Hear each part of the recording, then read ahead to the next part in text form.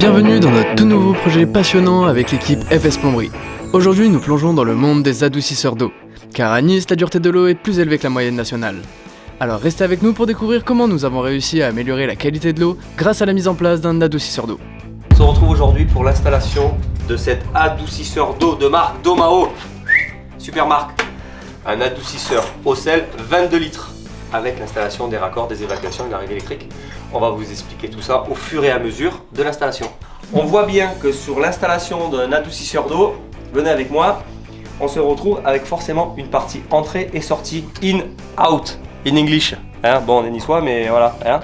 Donc entrée, sortie à respecter, hein, le sens de circulation de la résine qu'il y a dedans, je vous expliquerai après. Après la mise en œuvre de ce bypass qui est fixé directement sur l'adoucisseur, emboîté, raccordé avec des joints toriques et des clips, on se retrouve avec une inversion du réseau, c'est-à-dire un bypass. Ce bypass, il sert pour la maintenance de l'adoucisseur. S'il y a un défaut, qu'il y a un problème quelconque, on peut travailler en direct sur l'installation sans passer par l'adoucisseur. Les bypass sont très importants. Maintenant, ils sont fournis avec. Avant, on les créait nous, avec des vannes, des jeux de contre-vannes. Maintenant, on se retrouve directement avec l'appareil, déjà avec le produit dessus. Sur ce, on doit installer ce départ sur lequel on va venir raccorder. Il faut graisser le joint, c'est très important. Quand on a des joints toriques, c'est important de les graisser. Parce que quand on vient les insérer, voilà, il n'y a rien qui force, le joint vient bien à sa place, on le voit très bien. La mise en place de nos raccords de départ sur l'adoucisseur, très important. Quand on a une portée sur un raccord et qu'on a une portée sur notre raccord de départ sur notre attente, c'est très important de mettre un joint. Là, en l'occurrence, on a un filetage en plastique. Et là, j'ai un filetage en laiton. Le joint qui doit s'insérer entre les deux, vaut mieux mettre un joint en caoutchouc et pas un joint en fibre. Pas celui-là, un joint en caoutchouc sera plus performant parce qu'il ne forcera pas sur le filetage plastique. Petite astuce pour les travailleurs, les bricoleurs et nos abonnés. La mise en place d'un joint de téflon. Pourquoi? Parce qu'on va visser dessus un raccord en laiton. À l'intérieur, on voit bien qu'on n'a pas de portée. On ne peut pas mettre de joint. Ce n'est pas possible. Il ne faut pas en mettre, ok? Donc c'est pour ça qu'on fait un joint au téflon. Et non pas à la filasse non plus. Sur le plastique, pas de filasse non plus, du téflon. On ne fait pas n'importe quoi. Donc, dans le sens des aiguilles d'une montre, on visse notre téflon. On visse en même temps, on visse en même temps, on visse en même temps. Voilà. On voit bien l'épaisseur, ni trop ni pas assez. Filetage au début sur le plastique, important, sinon le pas risque de foirer au démarrage. Et une partie plus importante sur le milieu, ce qui va nous rendre bien l'étanchéité de notre raccord. Quand on vient le visser, on le visse bien droit pour qu'il s'amorce. Et on n'a plus qu'à serrer. On le bloque un petit peu et c'est bon. Donc là on se retrouve en même temps étirement pendant le travail, hein, parce que c'est très important pour nos vieux jours, pour les artisans qu'on bosse comme nous. On voit bien qu'on a fixé nos deux départs, prêts à partir et à faire nos tubes. On va vous expliquer tout ça, comment on fait nos pièces, raccordement sur l'installation existante, d'où on part et où on va. Explication de cintrage d'un réseau. Pourquoi? Parce que quand on fait une installation en multicouche, on fait des cintrages. On va vous montrer tout ça pour l'installation de notre pièce et comment se comporte le tuyau. On comporte très bien. Je ne vais pas vous expliquer les calculs hein, parce que ça reste quand même notre métier. On peut cintrer aussi comme ça. On voit bien que quand on cintre, on fait des coudes avec des pièces, avec des relevés et des prises de coque et on se retrouve avec des pièces esthétiquement assez jolies. Voilà, c'est ça qu'il faut faire.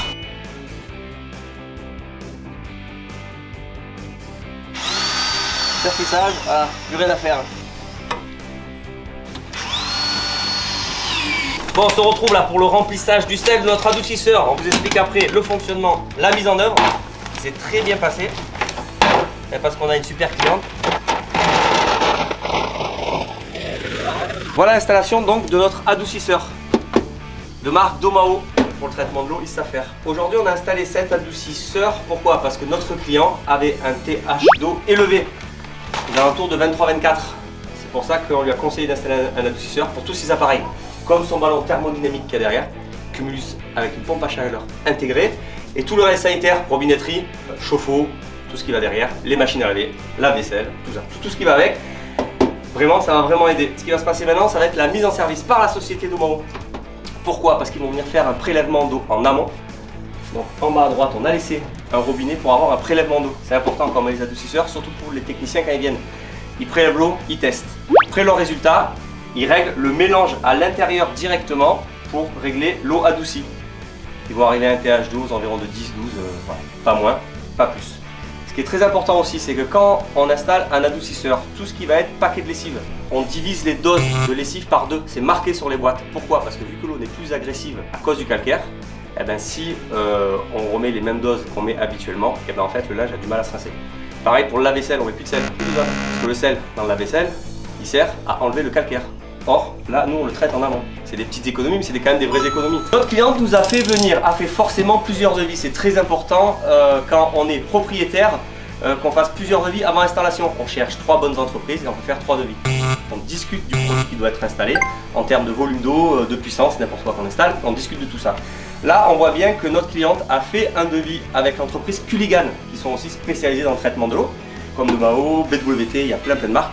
Donc ils étaient à un devis à 3 800 € fourni posé avec un abonnement en entretien assez élevé, je ne rentrerai pas dans les détails pour eux. Cet adoucisseur aura un entretien annuel qui va s'élever aux alentours sur l'année de 100 € pour l'entretien de l'appareil, un passage par an par le technicien Domao, non pas par moi, on contrôle les têtes, les résines, tout ce qui se passe.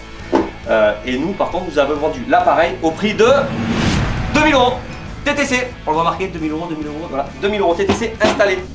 Avec la reprise des réseaux complètes, des évacuations, il n'y a que l'électricité, on a de la chance qu'elle est là, parce que dans le prix tout ça peut varier, mais cette installation s'y prêtait vraiment entre l'arrivée principale, l'arrivée électrique à côté et la vidange, c'est une installation et la plus simple pour nous, avec la mise en œuvre. Entre les réseaux et les attentes, il n'y a pas de plus simple, donc voilà. Maintenant, pour le fonctionnement de cet adoucisseur, pour vous, il n'y a rien à faire.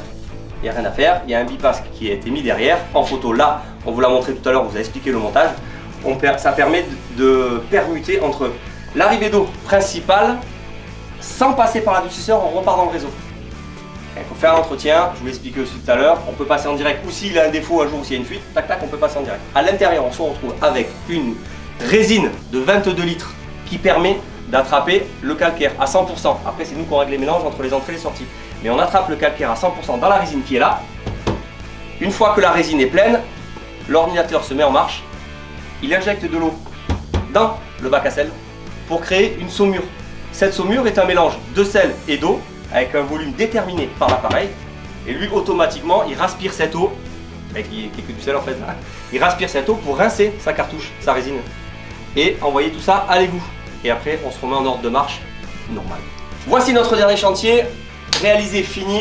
On a un client qui est super content, une mise en service qui s'est passée comme d'habitude impeccable. Sur ce, je vous dis rendez-vous à une prochaine installation, rénovation, action. Merci de nous avoir suivis dans la mise en place d'un adoucisseur d'eau Domao à Nice. Si vous aussi vous avez pour projet de faire installer un adoucisseur d'eau, n'hésitez pas à nous contacter via notre site internet ou nos réseaux sociaux. Nous serions ravis de vous venir en aide. N'oubliez pas de liker, partager et vous abonner. A bientôt pour de nouveaux projets passionnants avec FS Plomberie. 15 minutes par jour, tu fais la chiaise avec l'adoucisseur, c'est bien.